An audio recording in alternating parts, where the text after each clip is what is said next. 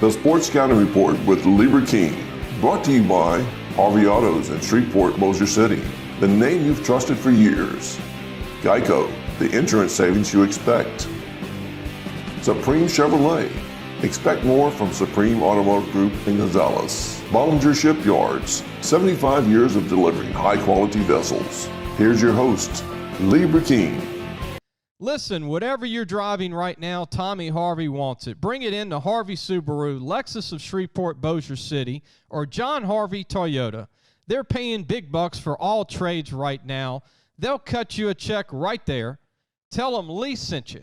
Coach Nick Saltaformaggio, head football coach and athletic director at Franklinton High School in Franklinton, Louisiana. And Coach, thank you for letting me be here today. You're in a busy schedule. Spring.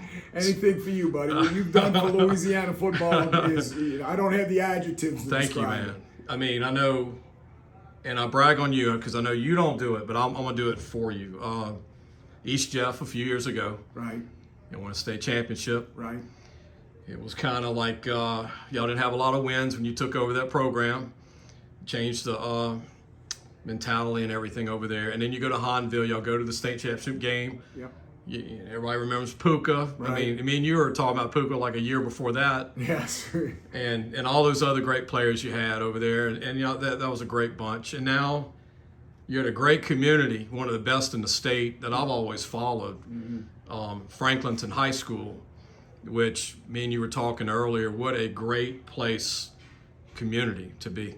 It truly is, Lee. It is a fantastic football community, first of all, but it really is a great school.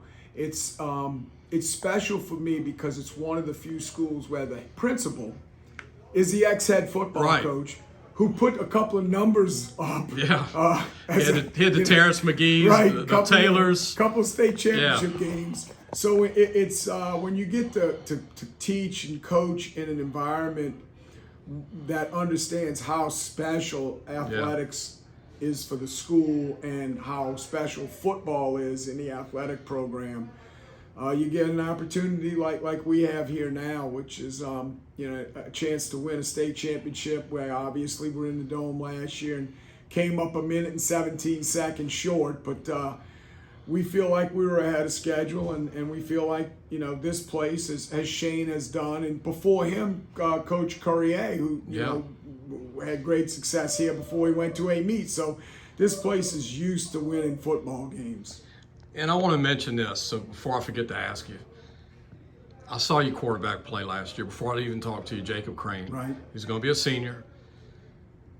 You can tell that he's got that it when you watch him move his feet in the pocket, the way he throws the ball, takes hard hits. I saw that in the Dome, but got a good arm, I think underrated arm. You coached Zach Mettenberger in Georgia in high school. Right. A lot of people might not know that, but you told me flat out, without hesitation, you said, the best quarterback that I've ever coached in high school is Jacob Crane. There's no doubt. I've been fortunate going all the way back to Chalmette, where we had a kid named Seth Edwards, and then, at East Jefferson with Eugene Wells, and then, Jaquan, who's playing receiver in the NFL at Hornville, and Zach in Georgia. Each one of those guys had something that they were really special at. Jacob is special at all of those things. Tremendous locker room leader. Unbelievable football IQ. Our offensive coordinator, Matt Hughes, tells me there's nothing that he can't put on the plate that Jacob can't digest and execute at a very high level on Friday night. And I give both of those guys, both Matt and Jacob, a ton of leeway and really don't get involved offensively at all, because both of them have the ability to call a game and obviously Jacob execute the game at a ridiculously high level. This past recruiting year, Salt, and the year before, I've been in it since 90, and I was so disappointed in the colleges. Right. And I don't know who to be mad at, the system, them, if their hands are tied, but this portal, I realize it exists, but the amount that they go in it, I am a proponent of, scale it back a little bit, give more high school scholarships, still develop. There were 4 or 5 quarterbacks last year that got no offers that were D1 all day. Right. You had at least 8 seniors Right. that were all world guys. I mean, physique, speed, grades, Right. nothing. Not an offer. And I want to get your thoughts on it. We talk about it for Right. people. We had an offensive lineman get a PWO to Nickel State, and I said in the post game, All state. right, our first team all Right, state right. play, with the size and the grades. I said in the post game press conference, I must be Vince Lombardi, and I know I'm not. I'm obviously Right. being facetious, because how do you get into a state championship game? How do you win whatever we won, 11, 12 games in a row, and not have good players? You know, and so. I don't understand what's going on with college, Lee. I'm not going to name any colleges, Right. but over the last 18 months, I've been to multiple college football practices. And with the exception of the LSU Tigers, Jacob Crane is as good, if not better, than 80% of the colleges that I went to see quarterback play at. He's better than those guys. Yet not a single offer. and they won't put the stars up on No, it. they won't put a star on him. I never was a big I'm star neither, guy me either, anyway. me You know, either. look, we're up here in Franklinton, Louisiana, right? Terrence McGee and Josh Robinson and Brandon Taylor. All those guys not only played Power 5, played in Stars. the NFL.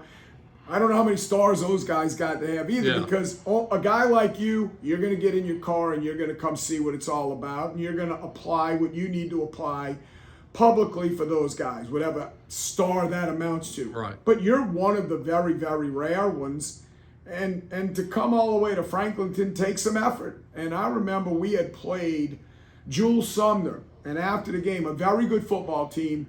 We were sitting there at 4-1. We had beaten 3 ranked teams. Our only loss was to, at that time, an undefeated ranked Covington team. And I remember saying, I don't understand how we can't even get a vote. Not necessarily get ranked. We don't even get a vote. Right. And so it's going to be interesting when the polls come out this year again, and we get rankings come up again this year, and we get stars applied to players this year. If we have anybody worthy. What I tell mom and dads all the time, I know you probably do the same. Don't get caught up in these internet sites. Don't let that, affect your game, your learning.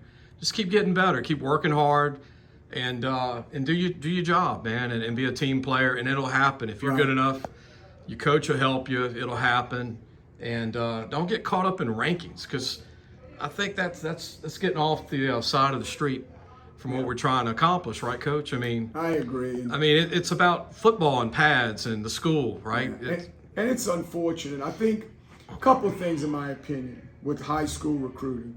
The day and age of the NIL and the day and age of the transfer portal have forced colleges to find the finished product, because you're only going to get 1 year. And, even if you're an excellent football player, those college coaches have to re-recruit their players every year. Every year. Yeah, new roster. Right. It's not like the NFL where you draft a guy and you give him $1 million. You got him for 4 years and potentially 5. In a practice squad, Right. 20. But in college now, it's year to year to year. So the kid that's getting left out is the high school kid, because you still have to coach the high school kid. Yeah. Salt, I was at LSU spring practice. I don't want to say who I was with, but I was with 5 former famous LSU football players. You went to LSU back in the day. Right. And I asked all 5 of them, they're friends of mine. I said, guys, what do you think of the landscape? And they just shook their head. Like, they said, you know what the biggest thing they're going to look at later on, these guys that are 1-year guys? He said, all of us were 5-year guys. We're family. Right. He said, these guys won't know each other 3 months to have a reunion in 10 years. Right. Well, their family is the agent. Right. That's But these their guys family. are like, this is a close-knit group of guys, and they were all Louisiana guys back in the 80s. No doubt. And I really thought, and well, I still think, I shouldn't say thought, that is why I loved, and I'll use the past tense, loved college football, because it did create that family. The stadiums were packed with, in LSU's case, Louisiana pride. At Southeastern, Hammond pride. At McNeese, Lake Charles pride. People would go to those games because those schools and their players carried the pride of the city or the state, in LSU's case. Those days are long gone. And let me end the conversation by saying this. Salt has 7 to 8 more kids this year again. Right. So come to Franklinton High School. You can go to Greensburg. You can come in 25, 30 minutes. You can go through Folsom, by Covington the back way like I did. I came from Baton Rouge. It's a beautiful drive. The scenery's great.